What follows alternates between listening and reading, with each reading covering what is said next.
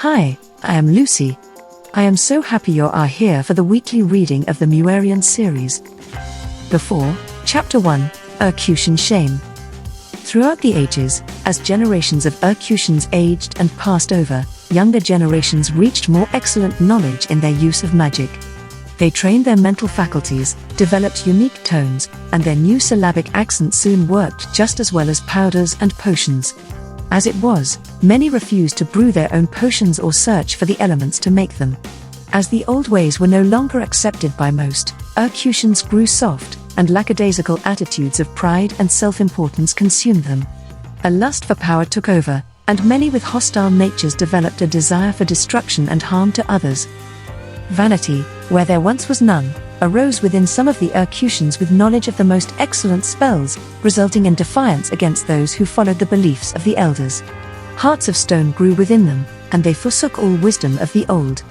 They attacked and fought amongst themselves, sometimes even taking the lives of those less powerful, something thought to be taboo among their race since the beginning of time. A once peaceful people split. In a battle of prominence among themselves, the village of Toxanau fell into decline, anarchy spread, and their actions created a poisonous atmosphere across the entire planet of Ecrutian. Soon the noxious gloom spread, destroying the beautiful gardens, lakes, streams, and flowers of Toxanau and beyond. Lovely flowers evolved into unfriendly, grotesque foliage. Protective tulips sprouted straggly and carnivorous tentacles that devoured creatures. The long orange stems of the once powerful and protective insatious plant transformed into decayed black stalks which no longer stood erect but drooped lazily downward. Plants the insatious once protected they now destroyed, and mutated forked petals crept across the ground to drain life from any living creature. Clear, tranquil lakes and stream waters turned foul and dark, and the water creatures stopped playfully swimming for fear of the once beloved Ecrutians. Fish, mermaid, and mermen kept themselves hidden in deep water recesses. No longer did these beautiful little water dwellers search the lake bottoms for precious scales or pearls to give to Ecrutians. Instead, magic users ravaged sandy lake bottoms in search of treasure with their toxic spells, and they destroyed anything caught in their enchantments' cruel destruction.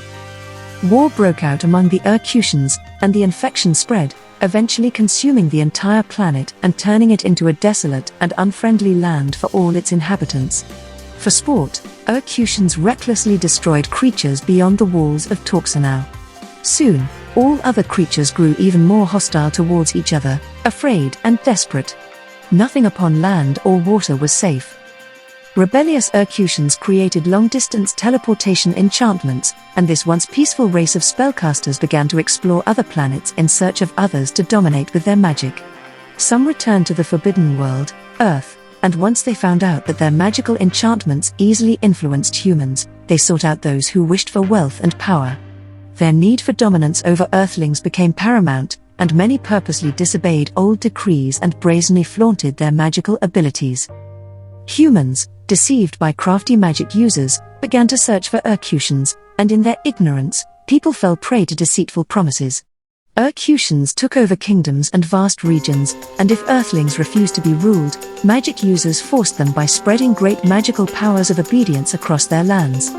Soon, humans fell at their feet and gave loyalty to them as if they were gods, and the Ecrutians played with their lives like pawns in their game of supremacy. Thank you again for joining me. I hope you enjoy the rest of your day.